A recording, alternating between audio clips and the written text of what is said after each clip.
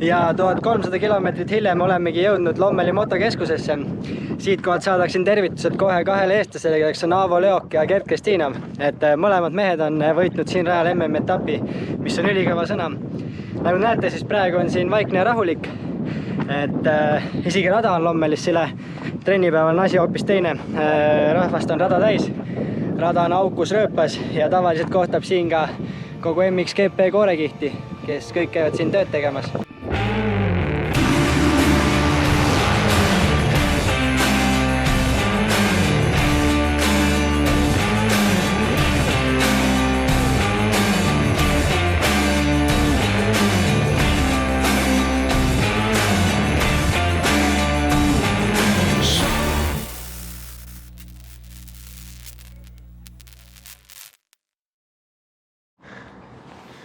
Kell on siis 8.36. Poisid lähevad jooksma. Palju siis täna plaanis joosta on? Ma ei tea, teeme 6, 7. Vaatame, kus tuju on. Ja. Kiire prill ette. Ja time to go. Kas jooksime koos? Täna jooksime koos, mul on täna puhkepäev, aga ma mõtlesin, et tulen poistele tempomeistriks. Meie kodu lähedal siis siuke mõnus jooksurada kanali ääres. Näitan teile sportlasi ka. Koondise jakk on seljas, on ju. Risto veel ei ole koondisest saanud, aga järgmine aasta eesmärk on. Morning. Hoppa. Need veriti õnnelikud ei olnud. Äs lõpusirge ja jooksusangarit on raskeks läinud. Palju pulsid on, poisid? Ma ei taha öelda. 50. 170. Let's go. 7,25. Not bad. 203, 204, 205, 206. Hästi, Risto. Siin majas hommikusöök on number 1. Vaadake poiste sööki. See on go big or go home mentality lihtsalt. Lähme rendime rattad ja siis lähme teeme mingid tiirud peale. Võtame osa sellest rattakultuurist, mis siin Belgias on. Vaatame, mis on siit välja. Suudame rääkida. Jaa. Siin rattavalik on päris pisikene sellest.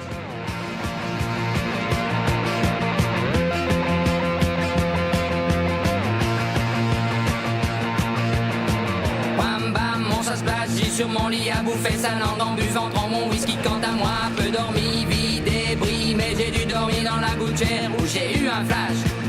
Ja kutid on jäätise järjekorras siin. Vahvlit. Või sa tahad süüa? Jätsi. Sa kütad mõlemat lihtsalt. Võt mõlemat, jah.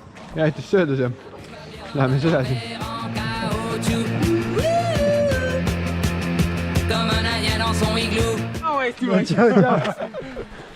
Tšau. Trenn käib või? Jah, teine trenn. Meil ka. 45 minutit. 7 täna, Kristo? Ei käinud. Mul oli see nädal ainult 2 korda. Nagu esmaspäev ja kolmapäev. Rentsite selle pilli kuskil? Selle võtsime. No sellega liigume edasi, siis ma ei tea, keeretame. Jaa. Tšau. Vidé, comblé. You are the king of the divan. Qu'elle me dit en passant. I am the king of the divan. Hakkab läbi saama. Päris äge oli. Nägime tee peal Eesti noort tuleviku staari ka. Crossitut Jürgen-Mattis Talvikut.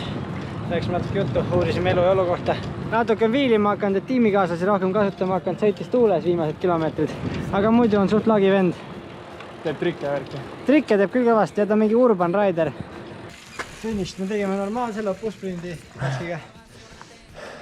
Katski jalg ärkas alles lõpus ülesse. Pöörab ka. Risto siis tahtis. Ma teed pöörab, kuule vaata. Ei, aga sa saad esimesest lenksust tagant kinni võtta. Me seda ainult teed.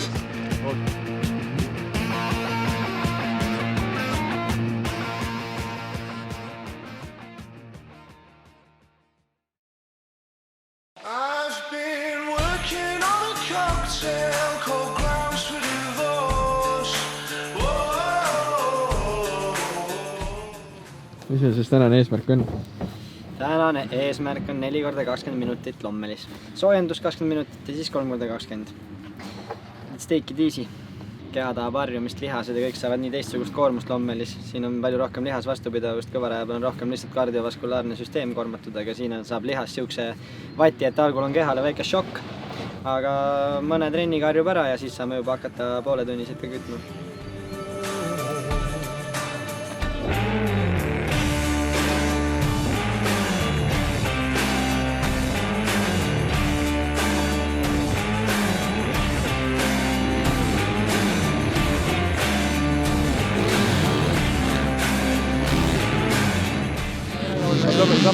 Ühe ringi on sõdus.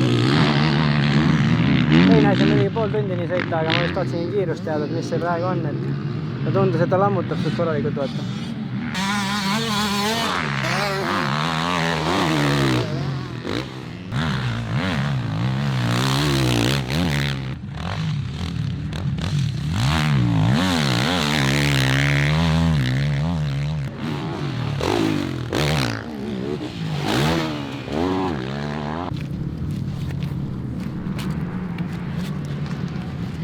Liiv on ikka kodune, aga keha saab ikka hoopis teistmoodi vatti, isegi Eesti liivaradadega lommelit ei anna võrrelda, et see pole veel täna hullus seisus, et see on hea, nüüd tuleb tööd teha.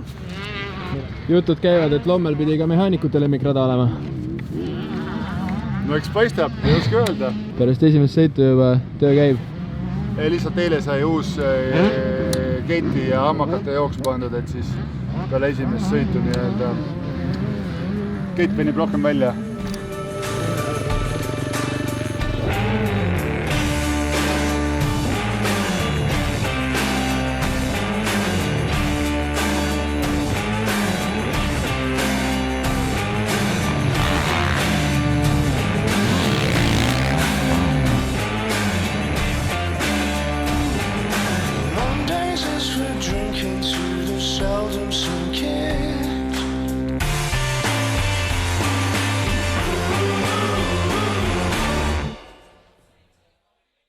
Räägime siis natuke sellest ka, et kuhu me täna jõudnud oleme, et mis rada see Lommel selline on?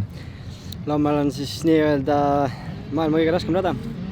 Et ma arvan, et siukest tippsõitjat MM-i sarjas või Euroopakatel või kus iganes polegi, kes siin poleks trenni teinud ja heal tasemel sõidab, et kõik tippsõitjad siis baseeruvad ka enamasti Lommel, lihtsalt mõned väga kõvad mehed jagavad oma aega ka Itaalia ja Belgia vahel, aga enamasti jah, siis MM-i tasemel tippsõitjad kõik elavad Lommeli lähedal.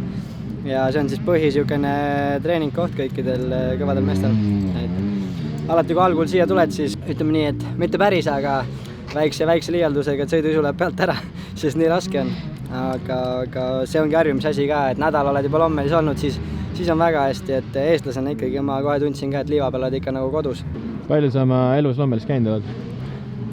Ma arvan, et esimest korda, ikka palju, ma esimest korda olin siin, siis ma olin veel 65-sega. Et lasteraja peal ja iga aasta põhimõtteliselt sellest alates, et võib-olla mõni üksik aasta, kui ma vigastatud olen olnud, et siis on kevadel treeninglaager vahele jäänud, aga muidu jah, varsti 20 aastat juba. Meil on siin vahepeal uued naabrid tekkinud. Terkil on isiklik piif ka selle sõitjaga. Mis siis toimus? No ma realiseerisin ükskord selle ära, kui ta just vigastusest tuli ja Reola Sardos Itaalia meistrikat on täiesti läbi omadega oli. Sain viimase ringildest mööda sõita ja üle valli lükata, eks maailmameister. Et päris naljakas jah. Enne teist sõitu vaatas ilma minu seda kulunud, ilma disainideta pilli nagu mingi Tiina imet. See ei olnud väga õnnelik, ütleme nii ära. Lommeli lähedal on hea elada, siis ei pea pukis taastust sõitma, et saab rattaga koju sõita. Siit läheb umbes mingi 10-15 mintsi. On see sulle. Aga davai. Näeme kodus.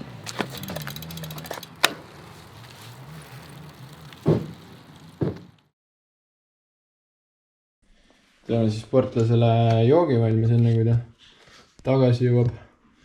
Kõigepealt on siis alla pandud natuke kreatiini ja nüüd siis peale Sissi Rego Rapid Recovery't 3 lusiketäit. 500 millimeetrit peale. Ja shake ida. Nii.